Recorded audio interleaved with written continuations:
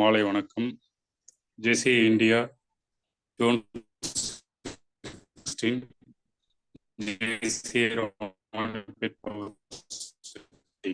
Living ethics online zoom training program hereby call to order.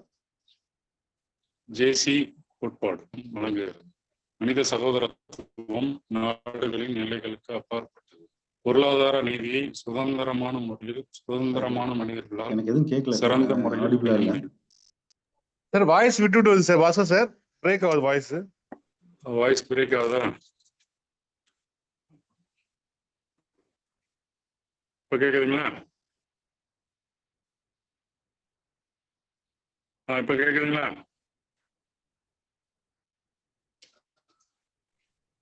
Bhaskar, you are not audible.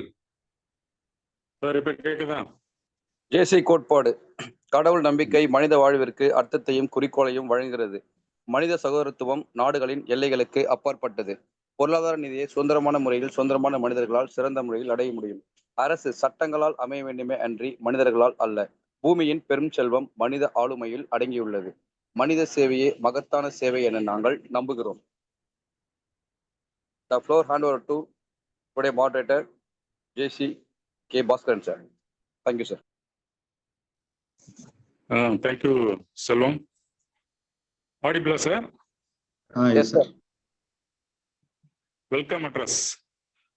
இன்றைய living ethics என்ற தலைப்பில் கடந்த ஒரு வாரமாக நடைபெற்ற ஜேசிகளால் பயிற்சியாளர்கள் நடத்தப்பட்ட ஆன்லைன் ஜூம் பயிற்சியை இன்று தொகுத்து வழங்க வீக் ரன் டவுன் என்ற பெயரில் சிறப்பாக தொகுத்து வழங்க வந்துள்ள நமது ஜேசி கிளையகத்தின் ஜேசி பயிற்சியாளர் ஜேசி திருக்குமரன் அவர்களை வருக என்று ஜேசி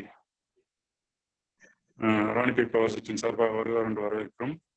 மற்றும் இந்த பயிற்சி வகுப்பில் கலந்து கொள்ள வந்துள்ள அனைத்து ஜேசிக்கள் நான் ஜேசிக்கள் அனைவரையும் வருக என்று வரவேற்கிறோம். அடுத்ததாக இந்த பயிற்சி முறைப்படி மேடை ஜேசி திருக்குமரன் ஒப்படைக்கப்படுகிறது. தன்னை பற்றி ஒரு சிறு குறிப்புடன் நிகழ்ச்சியை தொகுத்து வழங்குவோம். நன்றி. Thank you sir. என்டிடிஎஸ் சர்டிஃபிகேட் கொடுத்ததுக்கு முதல்ல நன்றி.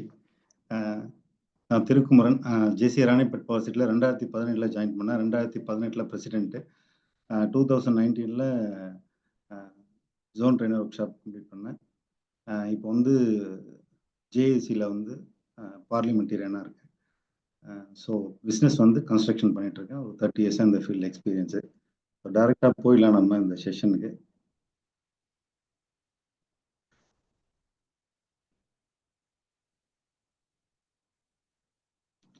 ஸோ வீக் ரன் டவுன் இந்த வாரம் ஃபுல்லாக நடந்தது. நம்ம இன்னைக்கு ஃபுல்லாக பார்த்துருவோம்.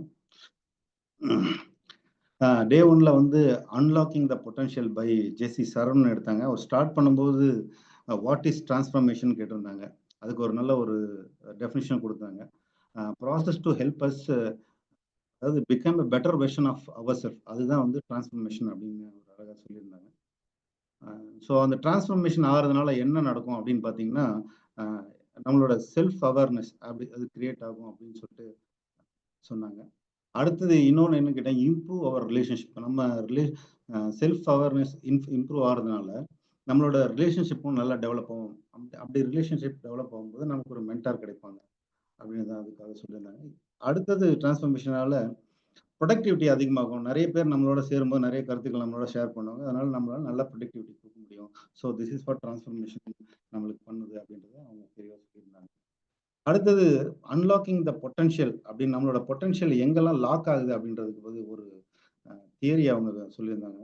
மாஸ்லோஸ் ஹைரார்கி அப்படின்னு சொல்லிட்டு. அதில் வந்து சில நீட்ஸ்லாம் இருக்குது. அந்த நீட்ஸை வந்து ஃபுல்ஃபில் ஆகலைன்னா நம்மளோட பொட்டன்ஷியல் அங்கேயே நின்றுடும் அப்படின்றத வந்து அவங்க தெளிவாக சொல்லியிருந்தாங்க. ஃபர்ஸ்ட் வந்து பார்த்தீங்கன்னா ஃபிசியாலஜிக்கல் நீட்ஸ் அப்படின்னு சொன்னாங்க.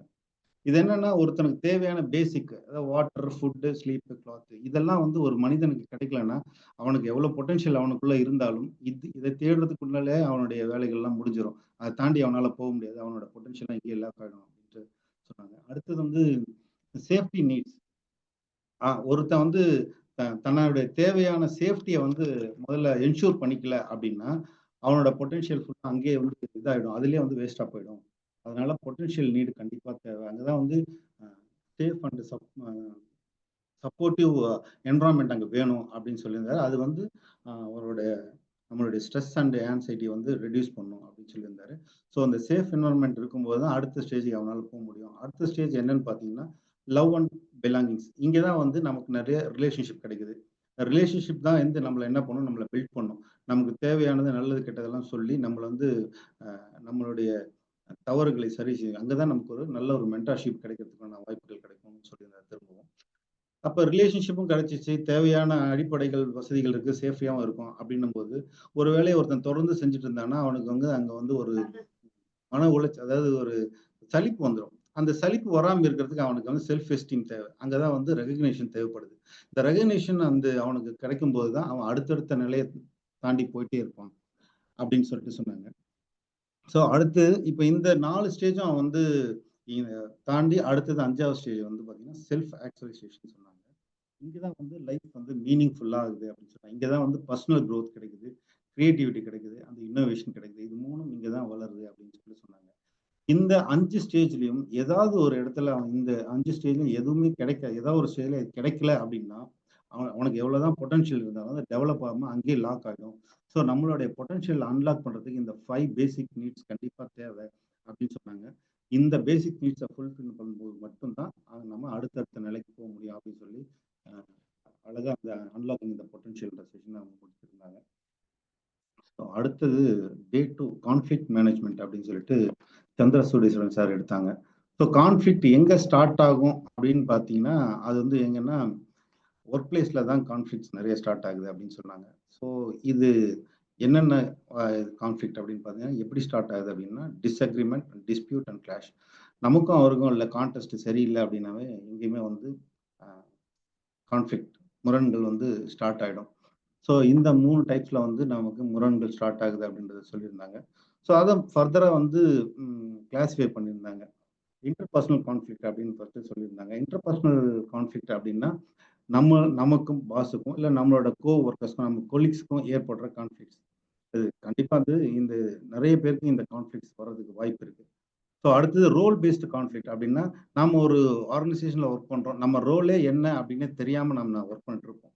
ஸோ இந்த ரோலே தெரியாமல் ஒர்க் பண்ணும்போது இந்த நம்மளோட ஒர்க்லோடு நம்ம கூட இருக்க இன்னொருத்தருக்கு போகிறதுக்கான வாய்ப்பு இருக்கு. ஸோ அதனால அவங்களுக்கும் நமக்கும் கான்ஃப்ளிக்ட் ஸ்டார்ட் ஆகும். அதுதான் ரோல் பேஸ்ட் கான்ஃப்ளிக்ட் சொன்னாரு. ஆர்கனைசேஷன் பேஸ்டு கான்ஃப்ளிக்ட்னா இப்போ வந்து ஆர்கனைசேஷன்ல வந்து ஓவர் டைம் பண்ணும் அப்படின்னு சொல்றாங்க, இல்லை லீவ் டேஸ்ல ஒர்க் பண்ண சொல்றாங்க. ஸோ அந்த டைம்ல நம்ம வேற ஏதாவது கமிட்மெண்ட்ஸ் ஆல்ரெடி கொடுத்துருப்போம். அந்த மாதிரி டைம்ல ஏற்படுற கான்ஃப்ளிக்ட்ஸ் தான் வந்து ஆர்கனைசேஷன் பேஸ்டு கான்ஃப்ளிக்ட் அப்படின்னு சொன்னாரு. பர்ஃபார்மன்ஸ் பேஸ்டு கான்ஃப்ளிக்ட் அப்படின்னு சொன்னா இதுல வந்து பாத்தீங்கன்னா 2 பர்ஃபார்மன்ஸ் சொன்னாரு. ஒன்று under performance and over performance அப்படின்னு சொல்லிட்டு. அண்டர் பர்ஃபார்ம் பண்ணும்போது அடுத்தவங்களுக்கு நம்ம பேர்டனா இருப்போம். ஓவர் பர்ஃபார்மன்ஸ் பண்ணும்போது அதுவும் அடுத்தவங்களுக்கு வந்து ஒரு இதுல நம்ம வந்து பிரச்சனை கொடுக்குற மாதிரி இருக்கும். ஸோ இந்த மாதிரி இருக்கிறது வந்து பர்ஃபார்மன்ஸ் பேஸ்டு கான்ஃப்ளிக்ட் அப்படின்னு சொன்னாரு. Diversity and inclusion based conflict. சரி, இப்போ நம்ம வந்து இப்போ எல்லாமே கார்பரேட் மயமாயிடுச்சு. இந்த கார்பரேட் மயத்தில் வந்து டிஃப்ரெண்ட் கல்ச்சர் ஆஃப் பீப்புள்ஸ் ஒரே இடத்துல ஒர்க் பண்ணுற மாதிரி இருக்கும். ஸோ அந்த டைம்ல அந்த கல்ச்சர் டிஃப்ரென்ஸ்னால கண்டிப்பாக வந்து நிறைய கான்ஃப்ளிக்ட்ஸ் வர வாய்ப்பு இருக்கு. அதுதான் இதில் வந்து மென்ஷன் பண்ணியிருந்தாரு. டெக்னாலஜி பேஸ்டு கான்ஃப்ளிக்ட் அப்படின்னா இப்போ நவடேஸ் டெக்னாலஜிஸ் நிறைய இம்ப்ரூவ் ஆகிட்டே இருக்கு. இதை வந்து இப்போ இருக்கிற ஜென்ரேஷன் உடனே அடாப்ட் பண்ணிப்பாங்க.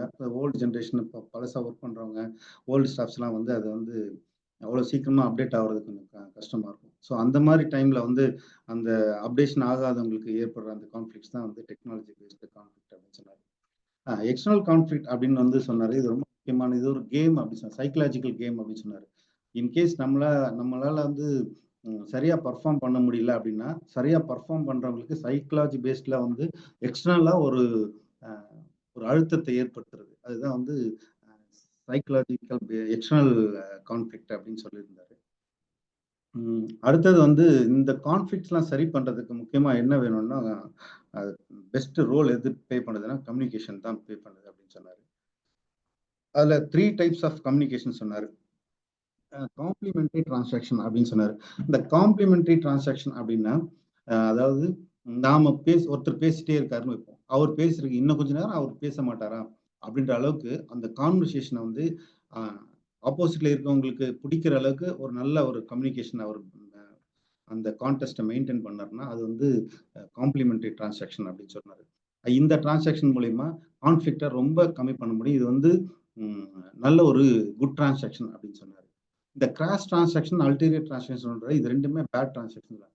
இந்த கிராஸ் டிரான்சாக்ஷன் அப்படின்னா என்னன்னா அதுக்கு ஒரு உதாரணமும் சொன்னார். இப்போ ஒருத்தர் வந்து சினிமா தியேட்டர்ல நின்று இருக்காரு.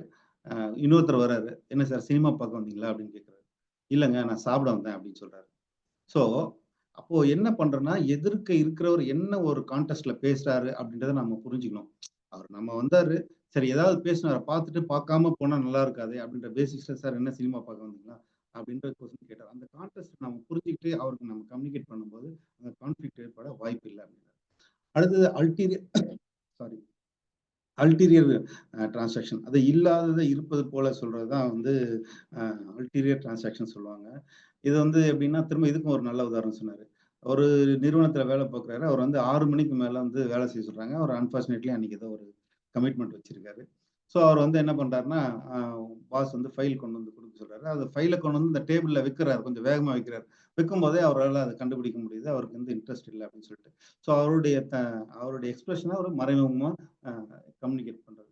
இந்த மாதிரி டிரான்சாக்ஷன் தான் அல்டீரியர் டிரான்சாக்ஷன்ல வரும்னு சொல்றாரு. இந்த ஃபீலிங்ஸ் இன் கம்யூனிகேஷன் இதை நாம புரிஞ்சுக்கிட்டோம்னா இந்த கான்ஃப்ளிக்ட் வராம பார்க்க முடியும். உதாரணத்துக்கு not understanding feeling in communication, அவரோட இப்போ வந்து ஒரு அந்த ஃபைலை கொண்டு வந்து வேகமா வச்சாரு. அதை நம்ம புரிஞ்சுக்கிட்டோம்னா, ஸோ இவர் என்ன கம்யூனிகேட் பண்ண வர்றாரு அப்படின்றத புரிஞ்சுக்கிட்டோம்னா அதை நாம என்ன பண்ணலாம், சரி அதுக்குண்டான சொல்யூஷன், சரி ஓகே சார் நானே பார்த்துக்கிறேன் நீங்க கிளம்புங்க அப்படின்ற மாதிரி சொல்லி அந்த கம்யூனிகேஷனோட ஃபீலிங்கை நம்ம புரிஞ்சுக்கிட்டோம்னா கான்ஃப்ளிக்ட் அவாய்ட் பண்ண முடியும் அப்படின்னு சொல்றாரு. இந்த அல்டீரியர் ஃபீலிங், ராக்கெட் ஃபீலிங்ஸ், இதுக்கு வந்து ஒரு நல்ல உதாரணம் சொன்னாரு. அங்க வந்து இந்த பாம்பு வந்து குட்டி போடுதுன்னு வச்சுங்களேன், அந்த அது வந்து குட்டி போட்ட உடனே அது அப்படியே விட்டு போயிடும். பட் ஆனா இந்த குரங்கு இருக்கு பாத்தீங்களா, அது வந்து குட்டி போடுதுன்னா அந்த அந்த குட்டி வந்து ஒரு சர்டன் ஸ்டேஜ் அது தனியா இயங்குறவர்களும் அது வந்து கிட்ட இருந்து பார்த்துட்டு அதுக்கு தேவையானது அது செஞ்சு கொடுக்கும். ஸோ அங்கேதான் ரேஷனல் மைண்ட் அப்படின்றத உருவாச்சு, சிறுமொழி உருவாச்சு அப்படின்றத சொல்றாரு. பகுத்தறியும் தன்மை வந்தது, அங்கதான் ஸ்டார்ட் ஆச்சு அப்படின்னு சொன்னாரு. ஸோ இந்த பகுத்தறியும் தன்மை வரும்போது தான் நமக்கு அங்கதான் எம்பத்தி எல்லாம் ஸ்டார்ட் ஆச்சு அப்படின்றத தெளிவா சொன்னாரு. ஸோ இந்த ஃபீலிங்ஸ் இன் கம்யூனிகேஷன்ல இருக்கும்போது நம்ம கான்ஃப்ளிக்டை அவாய்ட் பண்ண முடியும். ஸோ 2 ஃபார்முலா சொன்னாரு, AEIOU formula and care formula. இது கான்ஃப்ளிக்டை மேனேஜ் பண்றதுக்கான ஃபார்முலா. இந்த ஏஇஐஓயு ஃபார்முலால அக்னாலேஜ் த கான்ஃப்ளிக்ட், அதாவது முதல்ல அவங்க என்ன சொல்றாங்க அப்படின்றத நம்ம அவங்களோட கான்ஃப்ளிக்டை முதல்ல அக்செப்ட் பண்ண தெரிஞ்சுக்கணும். அப்பதான் நம்ம அந்த கான்ஃப்ளிக்ட் என்ன சரியா தவறான்றதை வந்து ஆராய்ச்சி பண்ண முடியும். அதனால முதல்ல அக்னாலேஜ் பண்ணணும்.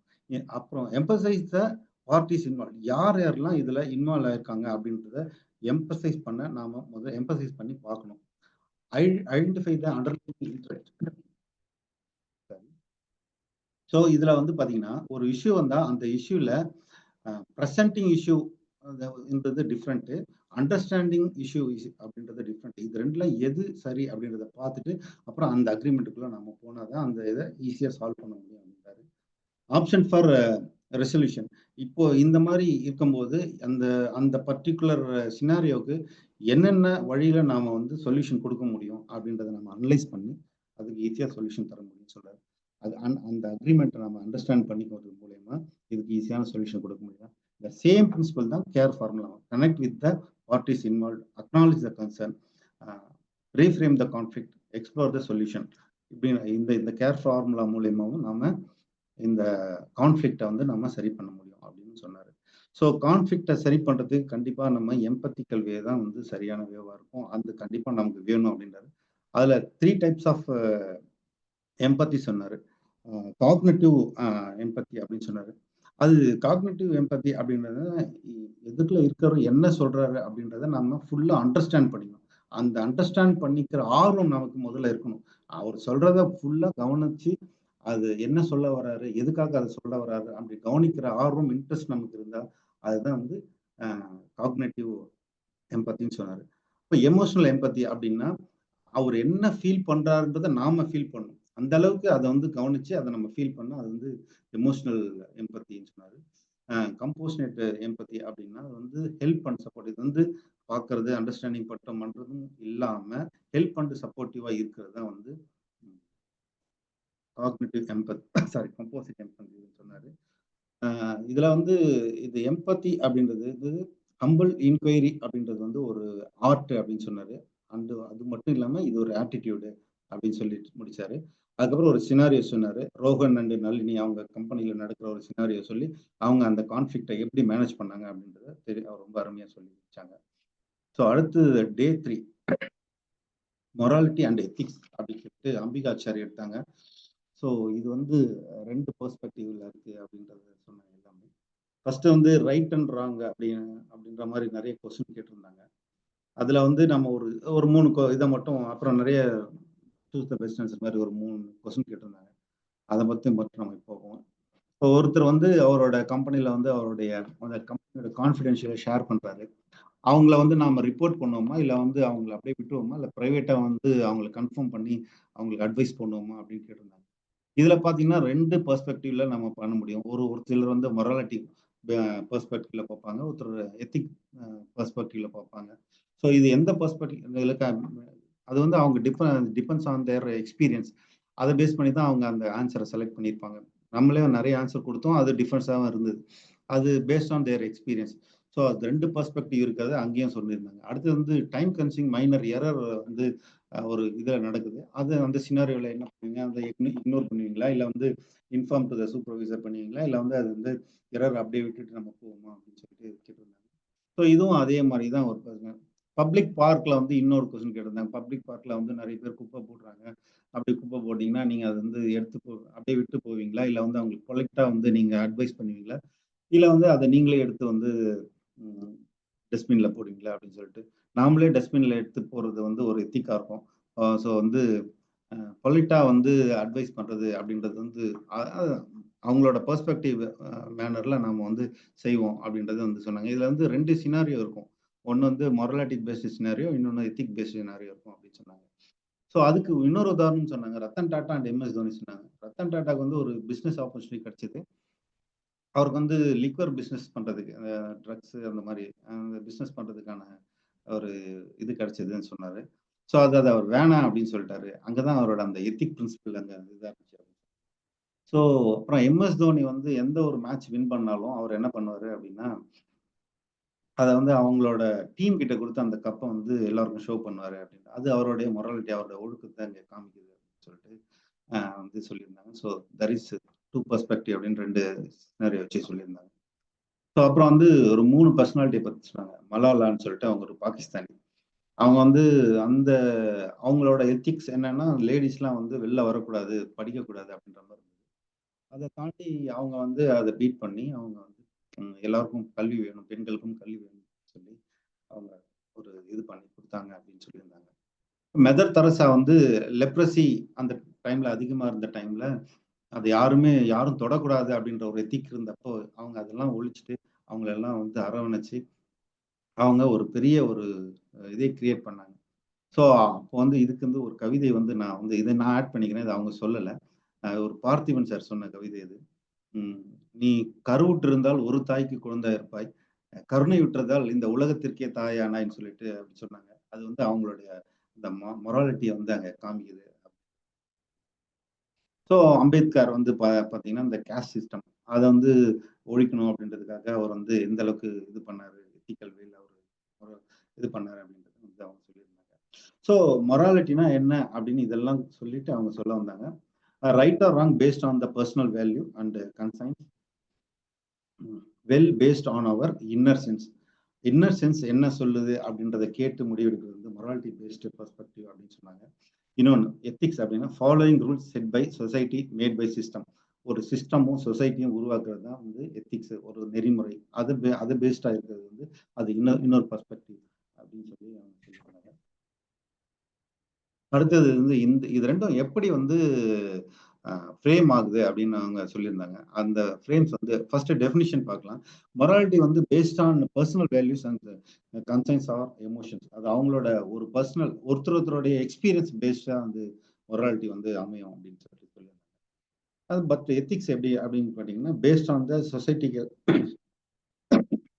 Societal rules, personal codes or laws. இதை பேஸ் பண்ணி தான் வந்து எத்திக்ஸ் இருக்கும் அப்படின்னு சொன்னாங்க. இந்த சோர்ஸ், இதனோட சோர்ஸ் என்ன அப்படின்னு பார்த்தீங்கன்னா, இது வந்து பர்சனல் அவனோட எக்ஸ்பீரியன்ஸை பேஸ் பண்ணதுனால அவங்க ஃபேமிலி, அவங்க ரிலீஜன், அவங்க கல்ச்சர், அவங்க வாழ்ந்து வந்த இது அதை பேஸ் பண்ணி தான் அவரோட அந்த பர்ஸ்பெக்டிவ் இருக்கும் அப்படின்னு சொன்னா பர்சனல் பிலீஃப்ஸை பேஸ் பண்ணி தான் இருக்கும். இதுல வந்து எத்திக்ஸ் எப்படி இருக்குன்னா சொசைட்டி, லா, ப்ரொஃபஷனல், கவர்மெண்ட் இது என்ன சொல்லுது அதை பேஸ் பண்ணி இருக்கிறது வந்து எத்திக்ஸா இருக்கும். இதனோட ஃபிளெக்சிபிலிட்டி எங்க இருக்கும் அப்படின்னு பாத்தீங்கன்னா, இந்த மொராலிட்டின்றது வந்து can change paste on the individual perspective. அதாவது உதாரணத்துக்கு சொல்லணும்னா, இது என்னோட பெர்ஸ்பெக்டிவ். நான் என்ன சொல்ல வரேன்னா, இப்ப நான் வந்து நான்வெஜ் சாப்பிடக்கூடாதுன்னு நான் முடிவெடுத்தேன். ஏன்னா ஒரு நாள் நான் வந்து ஒரு ஆடு வந்து வெட்டுறத பார்த்தேன். சரி நமக்காக ஒரு உயிரை கொலை பண்றாங்களே அப்படின்ட்டு எனக்கு தோணுது. ஆனா இன்னொருத்தருக்கு வந்து அது வந்து அவர் வந்து இல்ல கொன்றால் பாவம் தின்றால் போச்சு அப்படின்ற மாதிரி அவர் நினைக்கிறார். அது அவரோட பெர்ஸ்பெக்டிவ். ஸோ என்னோட பெர்ஸ்பெக்டிவ் நான் வேணான்னு சொல்றேன். அது என்னோட பேஸ்ட் ஆன் இது இண்டிவிஜுவல். அவரோட பேஸ்ட் ஆன் இண்டிவிஜுவல் அவர் வந்து சாப்பிடலான்னு சொல்றாரு. ஸோ இது எங்க ஃபிளெக்சிபிலிட்டி ஆகும் அப்படின்றது அவங்களோட பேஸ்ட் ஆன் இண்டிவிஜுவல் பெர்ஸ்பெக்டிவ்ல மாறும் அப்படின்னு சொல்றது. சேஞ்சஸ் வித் சொசைட்டி சொசைட்டியா சேர்ந்து இது வேணாம் இந்த ரூலை நம்ம இப்படிதான் வைக்கணும் அப்படின்னு பண்ணாங்கன்னா தான் சேஞ்ச் பண்ண முடியும். இது அது வந்து எத்திக்ஸ். ஹூ டிசைட்ஸ் இது யார் டிசைட் பண்ணுவாங்க? Individual conscience. நம்மளோட இண்டிவிஜுவல் கன்சைன்ஸ் தான் இதை டிசைட் பண்ணும். இது சொசைட்டி லீடர்ஸ் லாஸ் தான் இது வந்து எத்திக்ஸை டிசைட் பண்ணும். ஃபோக்கஸ் இது வந்து what feels right to me, எனக்கு எது ரைட்டோ, எவ்ரி இண்டிவிஜுவலுக்கு எது ரைட்னு சொல்றாங்களோ அது வந்து மொராலிட்டி பேஸ்டா இருக்கும். What is accept by the society வந்து எத்திக்ஸ் பேஸ்டா இருக்கும். இதுதான் வந்து இப்படிதான் ஃப்ரேம் ஆகுது மொராலிட்டி அண்ட் எத்திக்ஸ் அப்படின்னு சொல்லியிருந்தாங்க. இந்த இதை வந்து எதை நம்ம டிசைட் பண்றதுக்கு ஒரு 6 ஸ்டெப்ஸ் இருக்குன்னு சொல்லியிருந்தாங்க. Identify the ethical standards. Ethical standard என்ன இருக்குன்னு ஐடென்டிஃபை பண்ணுங்க. Understand the personal morality. நம்மளோட பர்சனல் மொராலிட்டி என்ன அது மாறும் ஒருத்தருக்கு தகுந்த மாதிரி.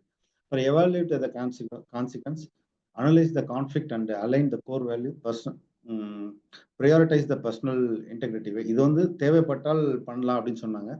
So make a decision and take responsibility. நீங்க எடுக்கிறது வந்து எத்திக் ஓரியன்டா இருந்தாலும் சரி, உங்களோட பர்சனல் பெர்ஸ்பெக்டிவ் ஓரியன்டா அதாவது மொராலிட்டி ஓரியன்டா இருந்தாலும் சரி, நீங்க ஒரு டிசிஷன் எடுத்தீங்கன்னா அதுக்கு நீங்க தான் ரெஸ்பான்சிபிலிட்டியா இருக்கணும் அப்படின்னு சொல்லி முடிச்சாங்க. அப்புறம் ரெஃபரன்ஸ் ஃப்ரம் மகாபாரதத்துல இருந்து ஒரு ரெஃபரன்ஸ் சொல்லியிருந்தாங்க. அது என்ன சொன்னாங்கன்னா, எதையுமே பர்ஃபெக்ஷனா செய்யணும், ரைட்டா செய்யணும் அப்படின்னு செய்யாம இருக்கிறத விட நீங்க எதையாவது செய்யுங்க, அது வந்து நல்லா இருக்கும், அதுதான் அப்படின்னு சொல்லி கடைசியா இருந்துச்சு. அவங்களோட செஷன் ரொம்ப அருமையா இருந்தது. டே 4ல வந்து இம்ப்ரெஷன் பை எக்ஸ்பிரஷன் அப்படின்னு சொல்லிட்டு அனிஜான் ஜோசப் சார் வந்து எடுத்திருந்தாங்க. அவரோட அப்ஜெக்டிவ் என்ன இருந்ததுன்னா, இந்த கான்செப்ட் வந்து நம்ம வந்து புரிய வைக்கணும் அப்படின்றது. இதை வந்து நம்ம வந்து ஃபேமிலியில பிஸ்னஸ்ல ப்ரொஃபஷனல்ல ப்ராக்டிஸ் பண்ணி பார்க்கணும் அப்படின்றது சொல்லியிருந்தாங்க. தென் 2080 ரூல்ஸை பற்றி சொல்லியிருந்தாங்க. ஸோ நெக்ஸ்ட் எக்ஸ்பிரஷன்னா ஒரு டெஃபினிஷன் சொல்லியிருந்தாங்க. யாராவது சொல்ல முடியுமா?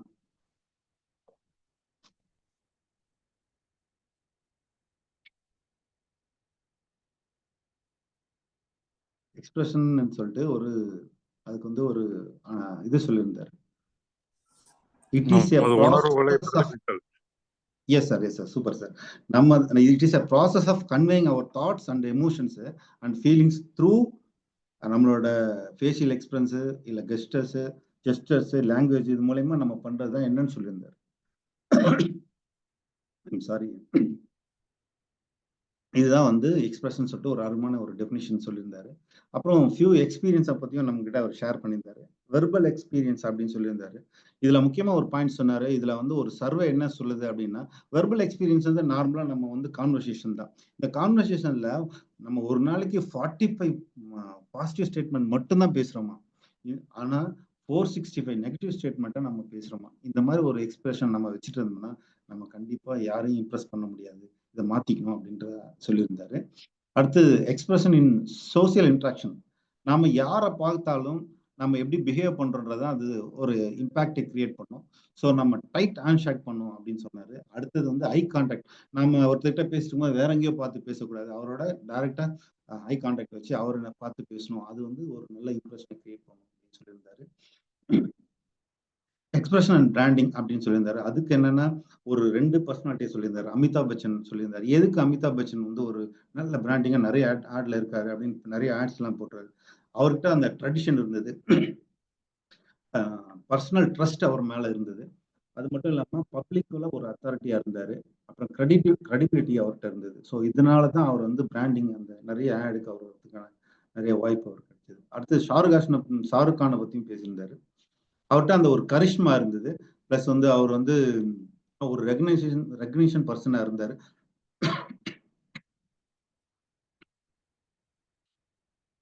ரியலி சாரி, நீங்க வந்து இதா இருக்கு.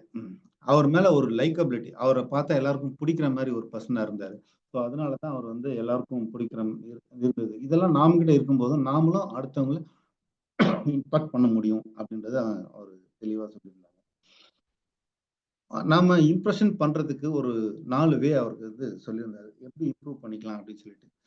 நாம எதை செய்யும் போதும் ஆன் டைம்ல செய்யும் போது ஒரு இம்ப்ரெஷன். நாம இதுக்கு உதாரணமே நம்ம லாம் எடுத்துக்கலாம், மோகன் குமார் சார் எடுத்துக்கலாம். நாம வந்து எல்லாரும் சொல்றது வந்து ஜேசி ராணிப்பேட் பவுசிக்கு ஆன் டைம்ல ஸ்டார்ட் பண்ணுவாங்க, டைமிங் பண்ணுவாங்க அப்படின்னு சொல்லிட்டு. இது கண்டிப்பா நம்ம எல்லாரையும் ஒரு இம்பாக்ட் பண்ணியிருக்கோம். ஸோ அப்ப நம்ம இந்த ஒரு எக்ஸ்பிரஷனால நம்ம இம்பாக்ட் பண்ணியிருக்கோம். இதே ஒரு நல்ல உதாரணமா எடுத்துக்கலாம். கீப்பிங் அப் த வேர்ட், நம்ம சொல்ற வார்த்தையை காப்பாற்றணும் அப்படின்றது வந்து ரொம்ப முக்கியம். நம்ம கூட இப்ப ஸ்பீச் கிராஃப்ட் இங்க ஹோஸ்ட் பண்றோம்னு சொல்லியிருந்தோம். பட் அவங்க எல்லாமே வேணும் அப்படின்னு சொன்னதுனால நாம பண்ணி தரோம்னு சொன்னோம். அதுக்காக வேற வேணும்லாம் பார்த்து நம்ம பண்ணோம். அந்த வேர்டை நம்ம காப்பாத்திருக்கோம். Giving the best. நாம எதை எப்ப செஞ்சாலும் நம்மளால எதை பெஸ்டா கொடுக்க முடியுமோ அதை செய்யும்போது நம்ம கண்டிப்பா வந்து எல்லாரும் இம்ப்ரெஸ் பண்ணுவோம். Display the best practice. நாம வந்து முன்னுதாரணமா வாழ்ந்து காட்டும் போது அது வந்து எல்லாருக்கும் ஒரு இம்ப்ரெஷனை கிரியேட் பண்ணும் அப்படின்ட்டு அவர் சொல்லியிருந்தாரு. அடுத்தது ப்ரீடோ பிரின்சிபல்னு ஒன்று சொல்லியிருந்தாரு.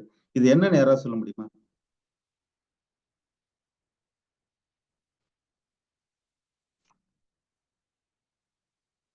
பேரட்டோ பிரின்சிபல் அப்படின்னு சொன்னாரு. ஏதாவது ஞாபகம் இருக்கு? அதாவது யாராவது சொல்ல முடியுமா?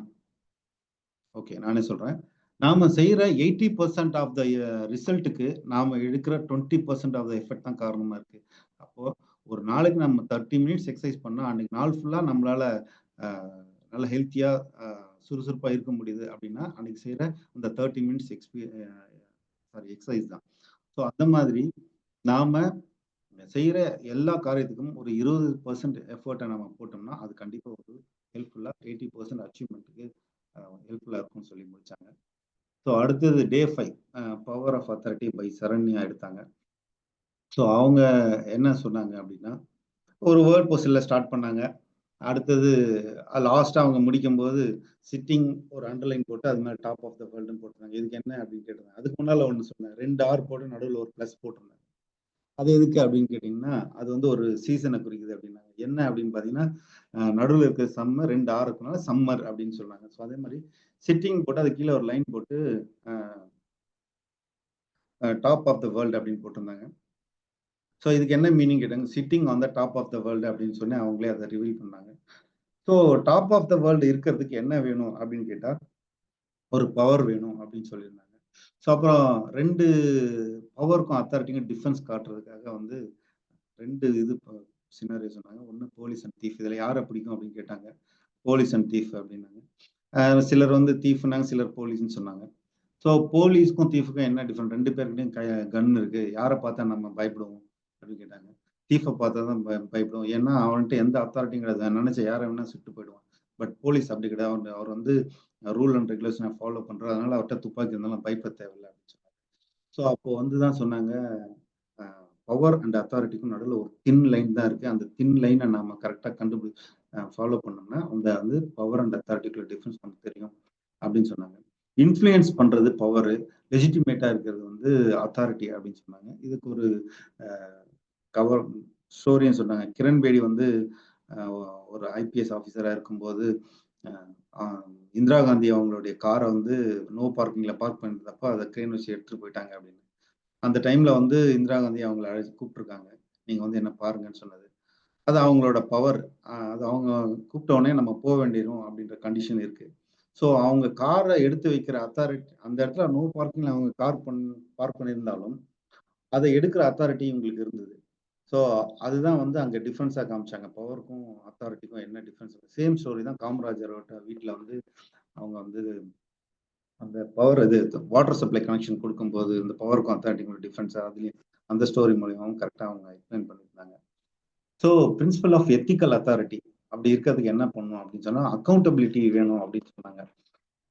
அக்கௌண்டபிலிட்டினா என்ன அப்படின்னு சொன்னாங்கன்னா, நாம வந்து ரெஸ்பான்சிபிலிட்டி எடுத்துக்கணும். நாம செய்யற ஒவ்வொரு செயலுக்கும் நாம தான் பொறுப்பு அப்படிங்கிற ரெஸ்பான்சிபிலிட்டி எடுத்துக்கணும் அப்படின்னு சொன்னாங்க. ஸோ டிரான்ஸ்பரன்சி வேணும்னு சொன்னாங்க. ஒரு அரசு இருக்குன்னா அது எப்படி இருக்கணும்? டிரான்ஸ்பரன்சியா இருக்கணும். என்ன செய்யறாங்க அப்படின்றது மக்களுக்கு ஃபுல்லா தெரியணும் அப்படின்னு சொல்லியிருந்தாங்க. ஜஸ்டிஸ் அப்படின்னு சொல்லுவாங்க. ஒளிமறையற்ற தன்மை அங்கே இருக்கணும் அப்படின்றது தான் டிரான்ஸ்பரன்சின்னு சொன்னாங்க. அடுத்தது ஜஸ்டிஸ்ல என்ன சொன்னாங்கன்னா, யாராக இருந்தாலும் government should be of laws rather than of man அப்படின்னு சொல்லி நம்மளும் சொல்லுவோம். அது மாதிரி யாராக இருந்தாலும் வந்து ஜஸ்டிஸ் சரியா இருக்கணும். மனுநீதி சோழனை வந்து அதுக்கு உதாரணமா சொன்னாங்க. அவர் வந்து தன் மகனாக இருந்த போதிலும் அவருக்கு வந்து தண்டனை கொடுத்தாரு அப்படின்னு சொல்லிட்டு. அப்புறமா ரெஸ்பெக்ட் ஃபார் ரைட்ஸ். எல்லாருக்கும் ரைட்ஸ் இருக்கு. எனக்கும் ஒரு ரைட்ஸ் இருக்க மாதிரி எனக்கு ஆப்போசிட்ல இருக்கும் ரைட்ஸ் இருக்கு. அது ரெண்டுத்தையும் நம்ம ஆராய்ச்சி பார்த்து இது ரைட் அப்படின்ற டிசிஷன் எடுக்கும்போது தான் அது எத்திக்கல் அத்தாரிட்டியா இருக்கும் அப்படின்னு சொல்லி அழகா முடிச்சாங்க. ஸோ போட்டஸ்ட்ரி ஆர் எத்திக்ஸ் பத்தி என்ன சொன்னாரு அப்படின்னு சொன்னாங்க. What you have right to do and what is right to do. இதுதான் வந்து எத்திக்கல் அண்ட் அத்தாரிட்டிக்குள்ள எத்திக்ஸ் அண்ட் அத்தாரிட்டிக்குள்ள ஒரு ஸ்டேட்மெண்ட்டா அவங்க சொல்லியிருந்தாங்க. ஸோ இதை ஃபாலோ பண்ணோம் அப்படின்னா லீடர்ஷிப் அண்ட் ஆனஸ்டி இருக்கணும், நமக்கு ட்ரஸ்ட் ஒர்த்தியா இருக்கணும், எம்பத்திக்கலா இருந்தா இந்த எத்திக்கல் அண்ட் அத்தாரிட்டியை நம்ம ஃபாலோ பண்ண முடியும் அப்படின்னு அழகாக சொல்லி முடிச்சாங்க. ஸோ அடுத்தது ஸ்ட்ரெஸ் மேனேஜ்மெண்ட்னு சொல்லிட்டு பை துர்கா வந்து 6th டே சாட்டர்டே எடுத்தாங்க. வாட் இஸ் மைண்ட் அப்படின்னு கேட்டாங்க. இது எங்க இருந்து வருது அப்படின்னு கேட்டாங்க. So it start from hearts R brain. அப்புறமா ஆல் அபவுட் தேர் எக்ஸ்பீரியன்ஸ் அப்படின்னு சொல்லி முடிச்சாங்க. ஸ்ட்ரெஸ் எங்க ஸ்டார்ட் ஆகுது, அங்கதான் வந்து எதை எங்க தொலைஞ்சதோ அங்கதான் தோண்டி பார்க்க முடியும் அப்படின்னு, எங்க ஸ்ட்ரெஸ் ஸ்டார்ட் ஆச்சோ அங்கதான் நம்ம இது சொல்லிட்டு சொன்னாங்க. அடுத்தது ஸ்ட்ரெஸ் எங்க வரும் அப்படின்னு பாத்தீங்கன்னா, most of the time work life பேலன்ஸ்ல தான் வரும். இதுக்கு நிறைய ஸ்டோரி இருக்கு அப்படின்னு சொன்னாங்க. வீட்டில் ஒரு பிரச்சனை வந்தா அது இங்க ரிஃப்ளெக்ட் ஆகும், ஆஃபீஸ்ல ஒரு பிரச்சனை வந்தா அது இங்க ரிஃப்ளெக்ட் ஆகும். ஸோ இதை கரெக்டா யாருக்கு பேலன்ஸ் பண்ண தெரியுதோ அவங்க வந்து ஸ்ட்ரெஸ்ஸை ஈஸியாக மேனேஜ் பண்ண முடியும் அப்படின்னு சொன்னாங்க. ஸோ ஃபேமிலி வந்து ஃபேமிலியோட அப்ரோச் பாசிட்டிவா இருக்கும்போது 50% ஸ்ட்ரெஸ் வந்து நமக்கு குறையுது அப்படின்றத சொல்லியிருந்தாங்க. கப்புளுக்குள்ள ஒரு இன்டிமசி இருந்துச்சுன்னாவே ஸ்ட்ரெஸ் ஆல்மோஸ்ட் இருக்காது. ஆஃபீஸ்ல நடக்கிற பிரச்சனைகளும் வீட்டில் வரும்போது அது போயிடும். ஸோ அதுக்கான டைமை கொஞ்சம் ஸ்பெண்ட் பண்ணுங்க அப்படின்னு சொல்லியிருந்தாங்க. Inside stress and outside stress அப்படின்னு சொல்லியிருந்தாங்க. இன்சைட் ஸ்ட்ரெஸ்ன்றது வந்து நாமக்குள்ள நம்ம ஏற்படுத்திக்கிறது. அவுட் சைட் ஸ்ட்ரெஸ் அப்படின்றது வந்து மற்றவங்களால நமக்கு வர்றது வந்து அவுட் சைட் ஸ்ட்ரெஸ் அப்படின்னு சொல்லியிருந்தாங்க. இப்போ மேரிட் ஆனவங்க இந்த ஸ்ட்ரெஸ்ஸை எப்படி இது பண்ணிக்க முடியும் அப்படின்னு கேட்டாங்கன்னா, மேரிட் ஆன கப்புள்ஸ் வந்து ஒய்ஃபாக இருந்தால் ஹஸ்பண்ட் வந்து அவங்களுக்கு அந்த இன்டிமசினால அந்த ஸ்ட்ரெஸ்ஸை வந்து கம்மி பண்ண முடியும். இஃப் ஹஸ்பண்டாக இருந்தால் ஒய்ஃப் வந்து அந்த அவங்களோட இன்டிமசியால் அதை வந்து குறைப்பாங்க அப்படின்னு சொல்லியிருந்தாங்க. ஸோ அதே அன்மேரிடாக இருந்தால் அப்போ என்ன பண்ணுவோம், நம்மளே நாம லவ் பண்ணணும். அந்த மாதிரி இருக்கும்போது அந்த ஸ்ட்ரெஸ்ஸை வந்து நம்மளால மேனேஜ் பண்ண முடியும். உன்னால முடியாத என்ன இருக்கு அப்படின்றத அப்படின்னு நமக்குள்ளே ஒரு கேள்வி கேட்டு அதை சரி அந்த சூழ்நிலை கடந்து வரும்போது நம்மளால அந்த ஸ்ட்ரெஸ்ஸை ஈஸியாக மேனேஜ் பண்ண முடியும். அடுத்த டூல் வந்து யோகா, எக்ஸசைஸ் அண்ட் ப்ரீத்திங்காக இருக்கும் அப்படின்னு சொல்லியிருந்தாங்க. இந்த 3 டூலை வச்சு கண்டிப்பாக நம்ம வந்து ஸ்ட்ரெஸ்ஸை மேனேஜ் பண்ண முடியும்னு சொன்னாங்க. ஃபேக்டர்ஸ் அப்படின்னு சொன்னாங்கன்னா, எதனால வருது ஸ்ட்ரெஸ் அப்படின்னு வந்து சொல்லியிருந்தாங்க. ஒர்க் ஆம்பிஷன் டிசைட்ஸ் வெர்சஸ் நம்மளோட வேலை செய்யற சூழ்நிலை தான் நம்மளோட ஸ்ட்ரெஸ்ஸை டிசைட் பண்ணுது அப்படின்னு சொன்னாங்க. அது ஒரு ஸ்ட்ரெஸ் இப்போதான் பிகினிங்ல இருக்கு அப்படின்னா அதை வந்து கவுன்சிலிங்லேயே பண்ணிடலாம், அதுக்கு வந்து மெடிசன் எதுவும் தேவையில்லை அப்படின்னு சொன்னாங்க. அந்த கவுன்சிலிங்கால முடியாத பட்சத்துல கண்டிப்பா வந்து மெடிசன் தான் போயிடணும், அது வந்து சைக்கோமெட்ரிக் இல்னஸ் ஆயிருக்கும் அப்படின்னு சொன்னாங்க. ஸோ ஸ்ட்ரெஸ் வந்துச்சுன்னா BP, sugar, hypertension etcetera அதெல்லாம் வரும் அப்படின்னு சொல்லி இதெல்லாம் ஸ்ட்ரெஸ்ஸால தான் வருது அப்படின்னு சொல்லி சொன்னாங்க. ஸோ 2 டைப்ஸ் ஆஃப் ஸ்ட்ரெஸ் இருக்கு அப்படின்னு சொன்னாங்க. என்ன ஸ்ட்ரெஸ்? 2 டைப்ஸ் ஆஃப் ஸ்ட்ரெஸ் அதை சொல்ல முடியுமா யாராவது?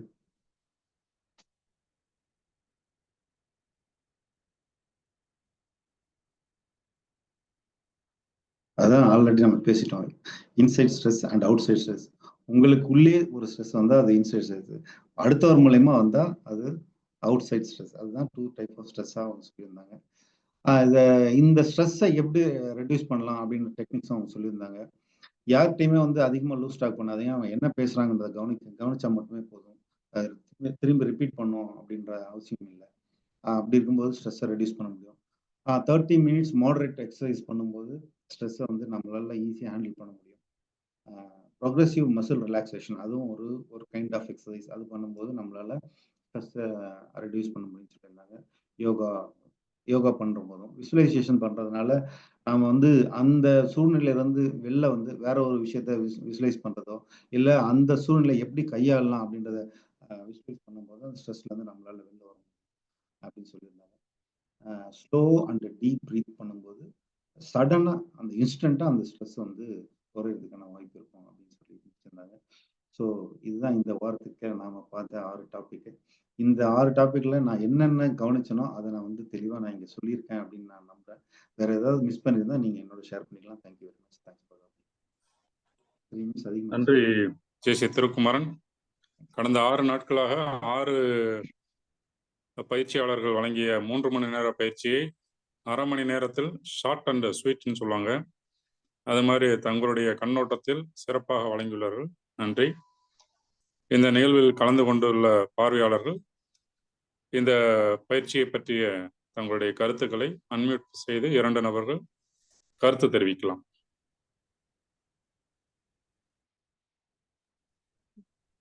Sir good evening. நான் ஜேசி காஞ்சனா சார்.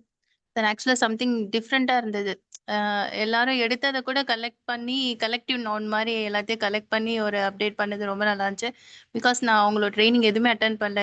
இந்த லிவிங் ஓடிபி உங்களது தான் ஃபர்ஸ்ட் அட்டன் பண்ணுறேன் ஆக்சுவலாக. ஸோ சண்டேன்றதுனால மார்ச் மந்த்னால ஆஃபீஸில் கொஞ்சம் ப்ரெஷர் போயிட்டு இருந்தாலும் அட்டன் பண்ண முடியல. ஸோ நல்லா இருந்தது சார். சம்திங் டிஃப்ரெண்ட்டாக இருந்தது. கலெக்ட் பண்ணி எல்லாரோடதும் நம்ம அப்டேட் பண்ணும்போது ரொம்ப நல்லா இருந்துச்சு. Thank you sir. தேங்க்யூ. இன்னொரு பயனாளர் இந்த நிகழ்வை பற்றிய கருத்தை தெரிவிக்கலாம்.